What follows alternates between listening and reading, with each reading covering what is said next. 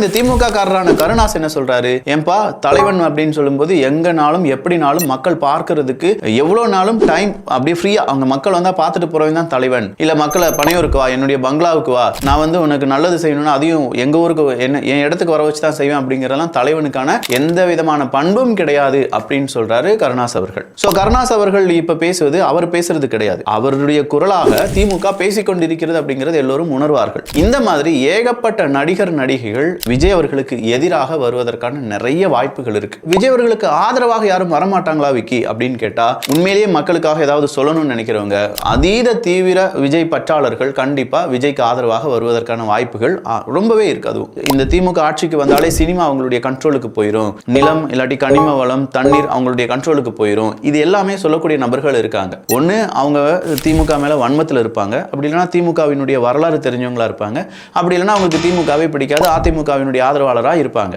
எது எப்படி இருந்தாலும் இப்போ திமுக இருக்கிறதுனால கண்டிப்பா இந்த ரெட் ஜெயண்ட் அப்படிங்கிற அந்த நிறுவனமா இருக்கட்டும், அவங்களுடைய இன்ஃப்ளூயன்ஸ் அதிகமா சினிமா வட்டாரங்கள்ல இருந்துட்டு இருக்கு. ஸோ அதுல ஃபெயிலியர் ஆனவங்க, அதன் வழியாக அதன் காரணமாக ரொம்ப பெரிய இழப்பை சந்தித்தவர்கள், அதனால வாழ்க்கையை தொலைத்தவர்கள் கண்டிப்பா விஜய் அவர்களுக்கு ஆதரவாக மாறுவதற்கான வாய்ப்புகளும் இருக்கு. அதுல சின்னத்திரை நடிகர்கள் நடிகைகள் வருவதற்கான வாய்ப்புகளும் அதிகமாக இருக்கின்றன.